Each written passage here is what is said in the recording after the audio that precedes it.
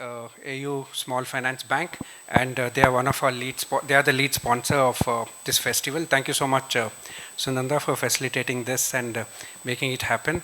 Uh, your session, people will start coming. You could begin. It's working. It's okay. I am not sure.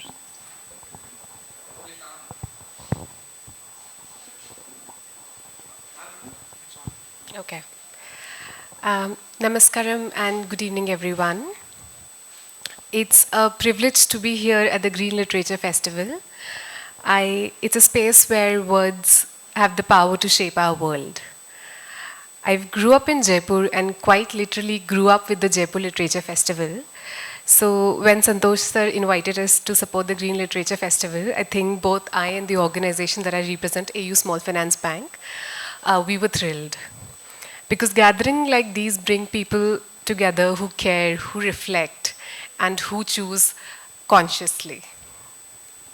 While preparing for the session, I found myself thinking not about the future. So I'm here to talk about the climate future rooted in our past. And I've been following the conversations that have happened before, and it's quite interesting, and I'm probably going to present a contrarian view. I think the session just before this was more about a macro perspective of where the world is going. And I will take you through a very micro perspective, which is very intimately connected to ourselves.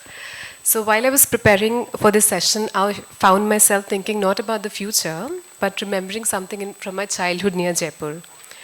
So mornings began with a matka filled with water. The first breath was cool air. The first light slipped through the veranda. And the first food came from the soil around us. We never called it sustainability. It was simply life, a rhythm of living in balance with the elements. Years later, listening to the discussions at COP, while scientists speak about the planetary boundaries, carbon budgets, nature positive pathways, I realized something which is simple yet profound. The future the world is racing to design is the past India lived effortlessly. This framework identifies 9 Earth systems that keep the planet stable, and 7 have already crossed their safe limits. It is science echoing that our elders told us softly, life works well when the elements are in balance. So today, let me take you through a day in our lives, through these 5 elements, and ask what if the climate future is rooted in the past that we have forgotten. And speaking as a banker, I will share how finance can make that future real, because every transition needs a lender. So let's begin our morning. It's 6 a.m. and the first element that we get in touch with is water. The water we bathe with, the water we sip, and often waste without noticing. Somewhere along the way, our relationship with water changed. Take, use, discharge. Today, Indian cities both flood and run dry in the same year. Nearly 80% of wastewater goes back untreated. But the future points toward circular water, homes that harvest, industries that recycle, farms that regenerate soil, and aquifers. And this is where finance becomes catalytic. Rainwater-ready home loans, circular water system for MSMEs, climate index protection for farmers. And when we imagine a shared, harvested, protected water, doesn't it feel familiar? Tankis, stepwells, India perfected circular water centuries ago. The climate future is simply our water past redesigned. It's 7 a.m. now and we are ready to go for a walk or just open a window, and the next element that greets us instantly is air. Somewhere along the way, our relationship with air became fragmented. Breathe, pollute, endure. Today, air pollution is personal. 14 of world's most polluted cities are here in India. We feel it in our breath and our children feel it in their lungs. But the future is shifting. EVs, green building, low emission zones are becoming real. India's NDCs place clean mobility at the center of our climate action, and finance can accelerate this shift.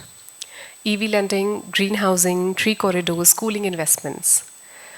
And when we picture courtyards, jolly windows, shaded streets, are we imagining something new or we are just remembering something old? Indian towns were designed with airflow science at their core. The climate future is our air past remembered. It's about 8 a.m. and we are ready to start our day, go to work. And the next element that we greet here is energy. So we start our cars, switch on the AC, charge our phones. And somewhere along the way, our relationship with energy has become excessive. Consume, waste, repeat. Today, India remains largely coal dependent, but our energy transition is one of the most inspiring stories in the world. Under our Panchamrit commitments, rooftop solar is spreading, clean campuses are growing, community grids are lighting the rural India. And finance is the backbone of all of this. Solar loans, energy efficient appliances, transition green bonds, and again, mindful energy, shared resources, sun powered living. This is the India we grew up in, where Agni was sacred, used with intention. The climate future is our fire past scale. And now we're ready to begin our work days. And the next element I want to talk about is space. Somewhere along the way, our relationship with space became crowded. Scroll, shrink, isolate. Space shapes our moods, our focus, our mental health. Yet today, our homes are shrinking, public spaces are shrinking, and digital space is expanding endlessly. The future calls for a mindful space, sunlit homes, walkable neighborhoods, biophilic design. And banks can enable this with green mortgages, sustainable housing finance, community-led urban development.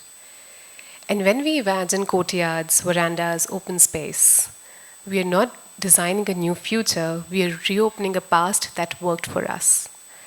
Our traditional homes were masterpieces of climate design, and climate future is our space past reopened. Finally, as the evening falls and dinner arrives, often in hot food packed in plastic containers, we touch the last element, earth, through food. Somewhere along the way, our relationship with earth became distant. Produce, package, discard. Today, long supply chains, degraded soils have separated us from the ground that nourishes us. Even at COP30, the push has been towards regenerative agriculture, local food systems, circular waste models.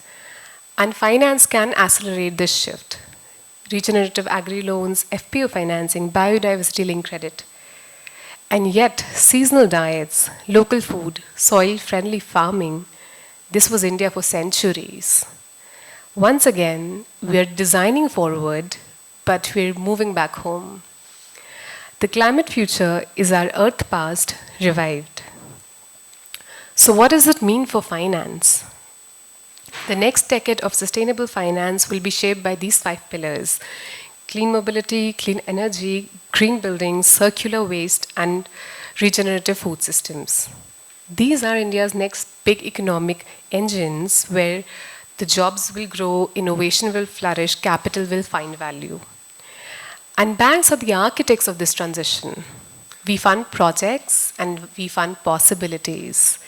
We decide which future becomes possible and which future becomes impossible. Before I close, let me just share a little bit about the bank I'm representing here, AU Small Finance Bank. We began as a small NBFC in Rajasthan, one room with a vision rooted in trust and community. From there, we became a small finance bank, and today we are on the cusp of becoming a universal bank. Our journey has been guided with the belief that the growth must be both inclusive and responsible. As India grows, we want that growth to lift smallest entrepreneur, the newest EV owner, the first-time farmer embracing sustainability practices, and the young household choosing greener ways of living. From those humble beginnings, we now serve communities across India's in 21 states, 4 union territories with 2,600 touchpoints. But more than our footprint, it's our philosophy that matters.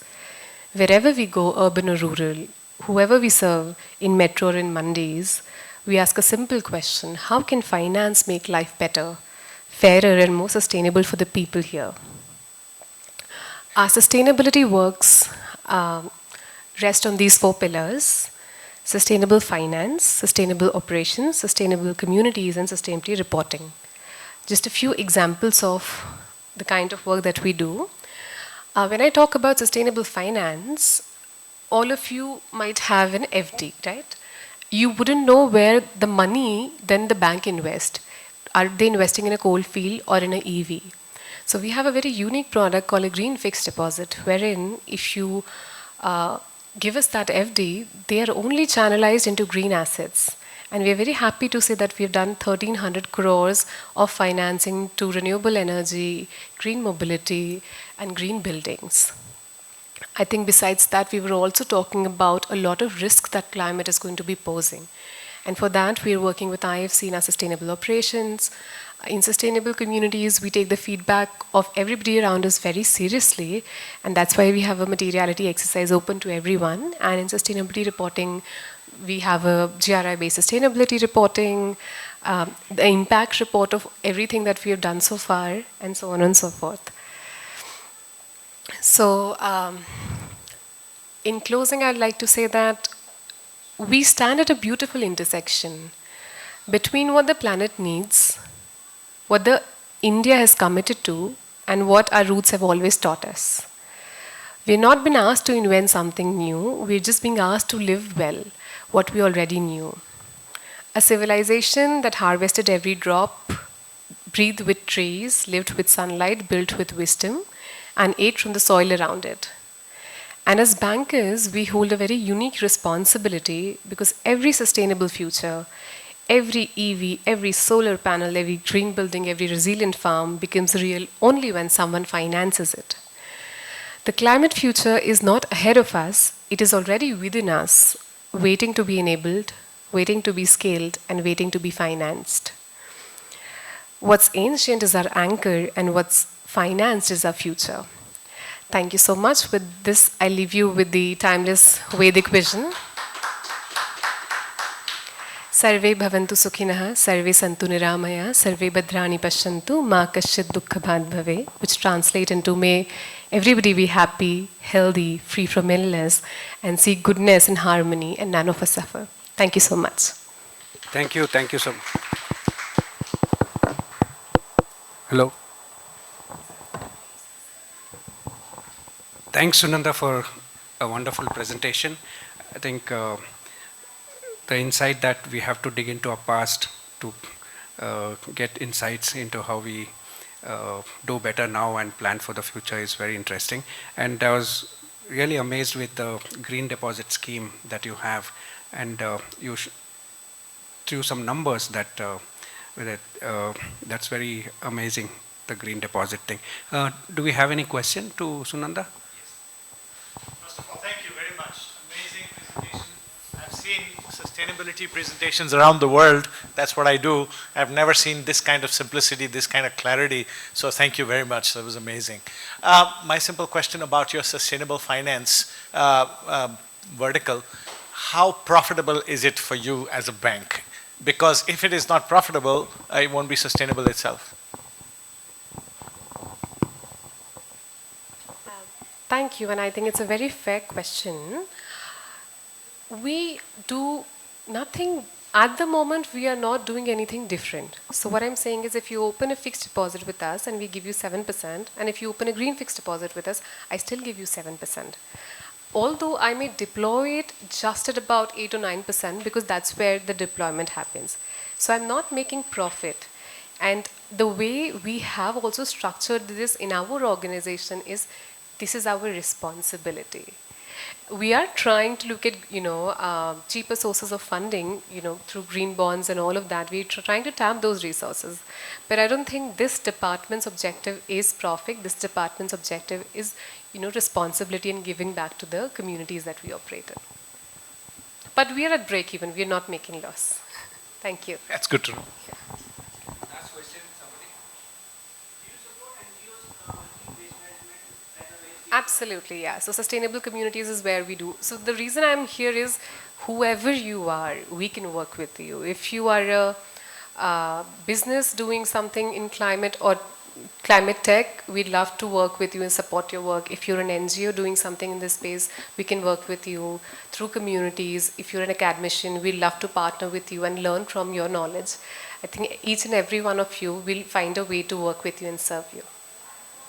Thank you so much. I have one thing to say.